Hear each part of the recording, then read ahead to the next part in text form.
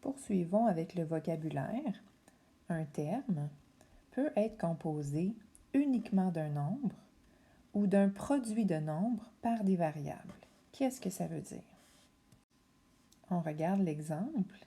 Dans l'expression algébrique 8x plus 7y plus 4, on est en présence de trois termes. Il y a d'abord 8x, 7y et 4.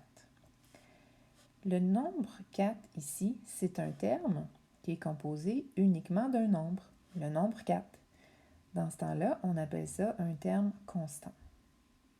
Les deux autres termes sont des produits de nombres par des variables.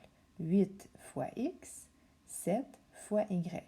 Donc, ce sont deux produits. Comme j'avais mentionné dans l'autre vidéo, en général, on peut distinguer les termes par la présence d'addition ou de soustraction. Donc, ici, je sais que j'ai trois termes qui sont séparés par des additions. Dans l'autre exemple, j'ai deux termes qui sont séparés par une soustraction. Donc, c'est ce que le deuxième commentaire ici nous explique. L'autre remarque ici nous propose une astuce. Donc, pour identifier les termes d'une expression algébrique, on transforme chacune des soustractions en addition de l'opposé. Ça, c'est ce qu'on voit à l'exemple 2. On est en présence d'une soustraction et on l'a transformée en addition de l'opposé. C'est-à-dire que l'opposé de 18, c'est moins 18.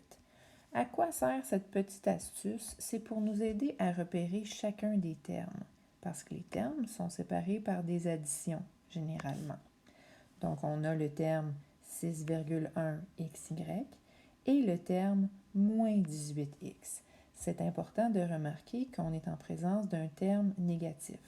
Un terme peut être positif ou négatif selon si son coefficient est positif ou négatif. Parlons maintenant des termes semblables. Des termes semblables, ce sont deux termes, ou plus que deux d'ailleurs. Ils seront semblables s'ils sont composés des mêmes variables, affectés des mêmes exposants, ou encore si chacun d'eux est un terme constant. Donc, qu'est-ce que ça veut dire? On peut regarder les exemples. Premier exemple, moins 17x2y et 9x2y. Ce sont des termes semblables. Pourquoi?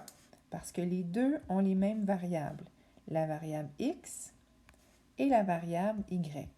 Mais en plus d'avoir les mêmes variables, ils ont les mêmes exposants sur les mêmes variables. Donc, l'exposant 2 est affecté à la variable x dans les deux cas. Et la variable y, elle, à première vue, n'a pas d'exposant, mais en fait, c'est qu'il y a un petit 1 invisible. Dans le deuxième exemple, on a deux nombres. Ce sont des nombres décimaux, mais des nombres quand même. Donc, 55,2 et 101. Pourquoi est-ce que ce sont des termes semblables? Parce que ce sont deux nombres sans variable, donc on les appelle des termes constants. Les termes constants sont toujours semblables. Finalement, un contre-exemple ici, 4ABC et 28AC ne sont pas des termes semblables. Pourquoi? Mais ils n'ont pas exactement les mêmes variables. Dans celui-ci, j'ai 3 variables. Dans celui-ci, j'en ai seulement 2.